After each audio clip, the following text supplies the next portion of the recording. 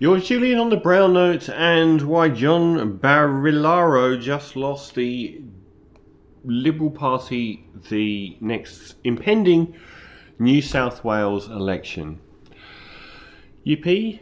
The last bastion of the Liberal Party in Australia. I wonder if they're sort of at any point going to notice the writing on the wall here, as there's virtually nowhere left in Australia. I don't even know if is there anywhere left that is Liberal. So he's we've introduced this federal corruption body, the ICAC, or we're going to under the Anthony Albanese government.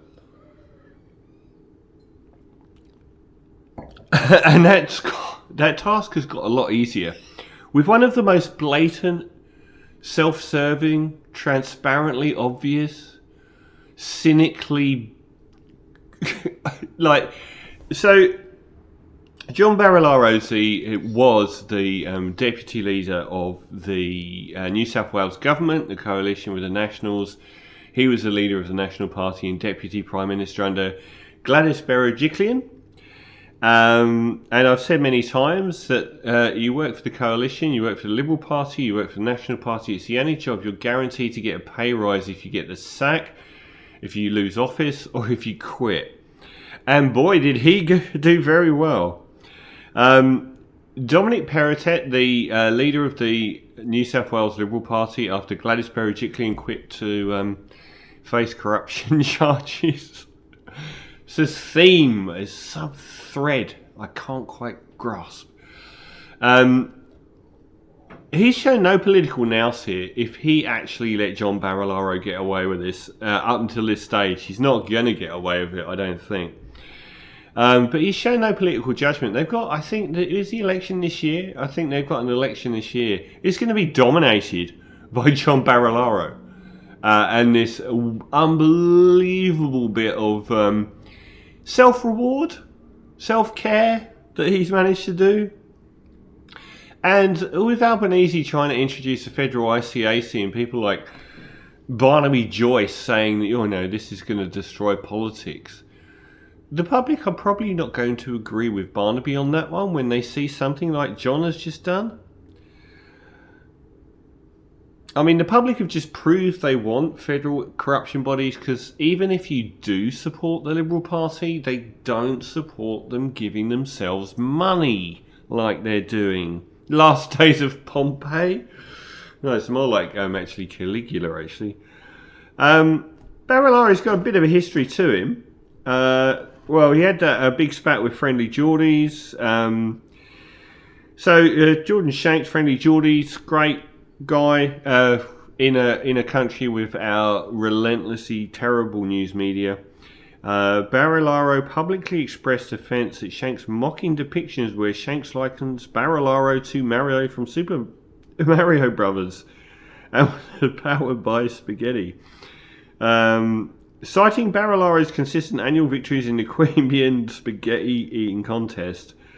In May 2021, Barilaro lodged a defamation claim in a federal court against Shanks, as well as Google for refusing to delete the videos. But that's when things got interesting. I was just seeing if the camera was on. In June, Friendly George's producer Christo Lanker was arrested by counter-terrorism officers and charged with stalking Barilaro. Prompted by Barilaro's complaints to the police, he pleaded not guilty. Police allege he followed Barilaro, repeatedly asking why he was suing Friendly Geordies. The producer's lawyer, Mark Davis, states the video of the incident is not consistent with the police statement. Several notable figures have used social media to accuse Barilaro of lying to the police regarding the statement. Former Australian Prime Minister Kevin Rudd criticised Barilaro for asking counter-terrorism police to round up people he doesn't like, categorising Friendly Geordies incidents as the typical harassment politicians should expect to face. Others criticising the arrest include former Director of Public Prosecution, so no partisan hack here, politician Helen Dalton, journalist John Pilger, and Media Watch. In March 2022, police dropped all charges. And just at the point where Barilaro was being forced to hand over, I believe, documents from his staff, he quit politics, meaning that he no longer had to. Around this time, he also left his wife of 26 years to Barnaby up with his own media advisor. But anyway, this current American trade envoy scenario is the gold standard for corruption, of the like of which it's so transparent when you read through it that the level of arrogance and disdain for the public that you would have to even consider doing this is mind-blowing. It's the perfect paradigm, gold standard of largesse, of corruption, of a disgraceful waste of public money in order to enrich yourself. So John Barilaro, whilst Deputy PM, created this job. That, for any normal human being, would be the end of it. He created a $500,000 a year job as a trade envoy to America.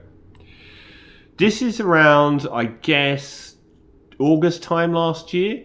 Gladys Berejiklian, the then State Premier of New South Wales, agreed with the appointment of a candidate. And anyone that in the media is saying, well, that wasn't done and dusted, we have paid this candidate out of the taxpayer's purse a settlement.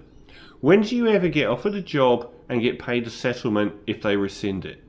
If they've rescinded it and you get paid probably $100,000 or more, and we need to know how much the candidate that was offered the position got paid out of the taxpayer's purse. How much was it? Was it a few $100,000? So to say that she hadn't technically been offered the role, you don't give out settlements to people that haven't been offered the role.